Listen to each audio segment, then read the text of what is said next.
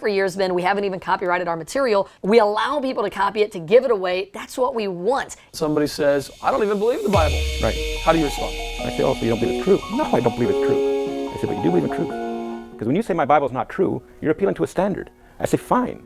Where do you get truth without God? Without God, nothing can be true? I don't get it. Now I'm going to ask you to put your thinking caps on for a minute here. Sounds deep. Good luck. Here we go.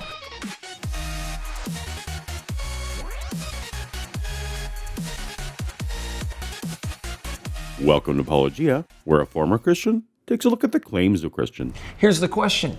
What is necessary for truth to exist? It seems to me that all that needs to happen for truth to exist is for anything at all to exist in any form, right?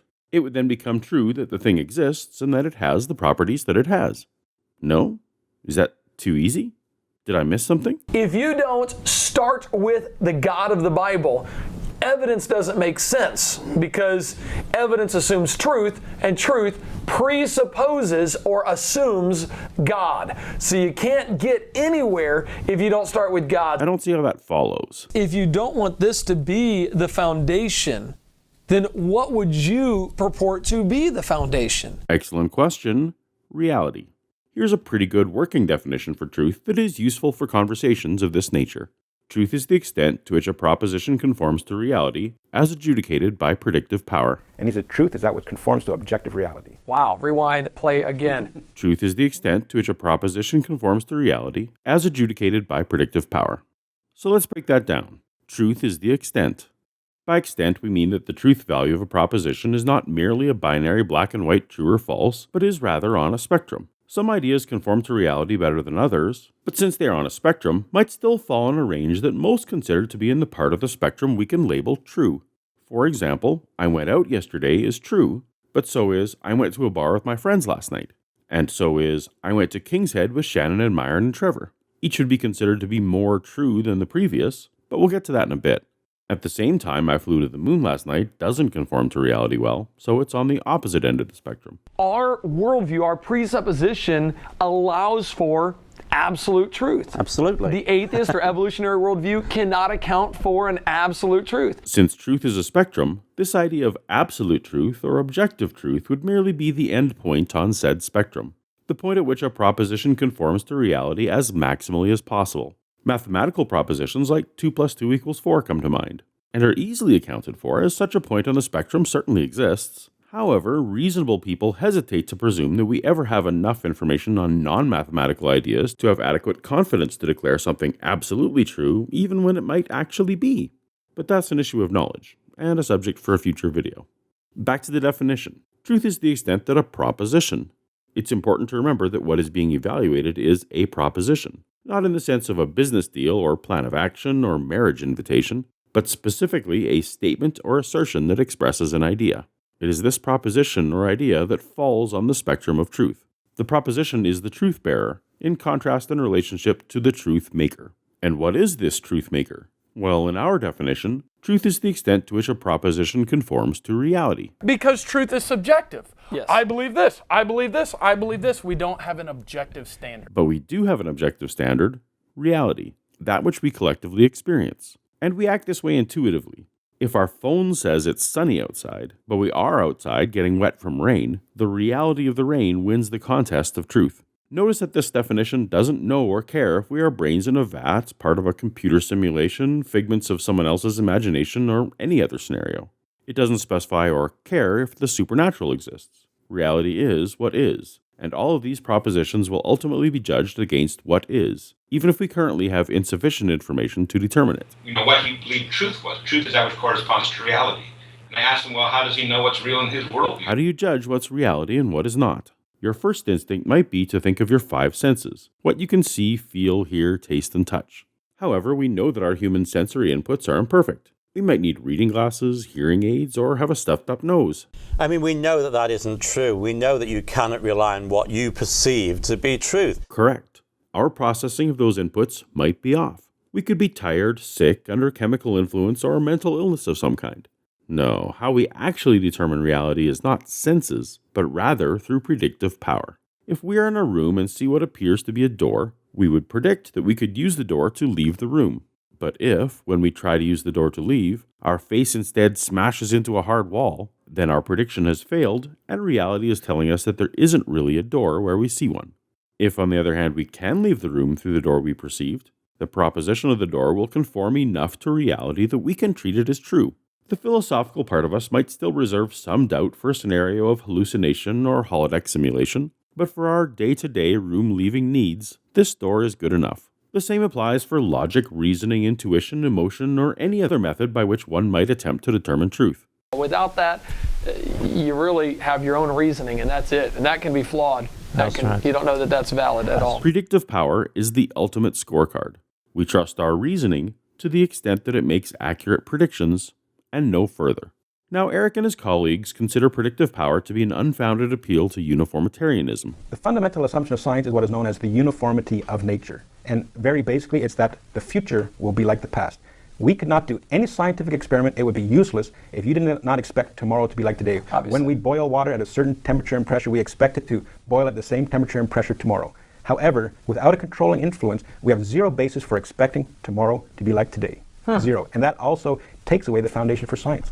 So when the unbeliever says, well, of course tomorrow's going to be like today because it's always been like that in the past. Setting aside for now the bold assertion that the uniformity we do see in reality is somehow due to a controlling influence, rather than merely being a property of reality, some level of uniformity is indeed an assumption or presupposition that cannot be independently validated, and yet everyone holds because it allows us to operate. Eric and Sye assert that a God-based worldview is required for such an assumption to hold, but ironically it is their worldview that uniformity of nature has been and can be suspended on a whim by an all-powerful deity. In a God-free worldview, one operates as though uniformitarianism will always hold, but with God, one must expect violation of uniformitarianism at any moment. Both worldviews have assumptions about reality, but it is the God-free worldview that has the fewest assumptions and is most consistent. But appeal to uniformity does not mean that we are blindly backward-looking, as suggested. Sye often uses this example. If I drive past 1,000 red houses, okay, and somebody asks me what color is the next house going to be, okay, how can you answer that question? If for some reason the driver were living his life according to some kind of all houses are red axiom, a red house on the horizon would justifiably serve to increase his confidence in this view, while a blue house would immediately invalidate his notion, correctly and definitively demonstrating that it was false. Either way, it was reality via predictive power that was the ultimate judge of the truth value of his proposition. Appropriately, any new information is capable of revealing to us where on the truth scale a proposition lies. Well, when you think about it, truth does not change. So the fact that they keep changing their theory means that they haven't had truth. Eric is correct. New information doesn't affect the actual truth value of the proposition. It just increases our ability to accurately assess what the truth value was all along. But relying on predictive power is exactly the opposite of relying on past observations. It anticipates future data. It looks forward, not backward. We spoke of the relationship between a proposition, the truth bearer, the idea we are evaluating, and the truth maker, the thing that we compare against. I have put forth that reality is our truth maker, but Eric wants to put God in the role of truth maker. The reason why we understand the world through truth claims is because there is a God who is truth and knows all of truth. And he has revealed truth to us. So the proof of God is that without God, we can't know anything. And what was the evidence for that again? Before I even look at this, what do I already believe before I see the evidence? So presupposition really has to do with what you're assuming is already true. Right, okay, no evidence. Well, let's think this through. Truth is that which corresponds to reality. You know what? I don't have any problem with that definition. Great. Now there are two possibilities. Either God exists, or God does not exist.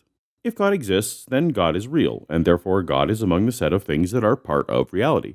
When the standard against which we measure the truth value of a proposition is reality, then God is rightfully already fully accounted for in these measurements as part of reality. I could love God, hate God, believe in God, lack a belief in God, or even be suppressing a knowledge of God, but as long as I'm using reality to measure truth, a real God is automatically a part of it. By measuring a proposition against reality, both the believer of a real God and the non-believer of a real God still come to the same conclusion about its truth value. If God is real, reality remains the best truth maker. On the other hand, if God is not real, he is not part of reality. In this case, measuring against reality will continue to provide true answers. but attempting to measure against a non-real God would lead one to non-real truths. So in the case where God is not real, reality is definitely the best standard for truth.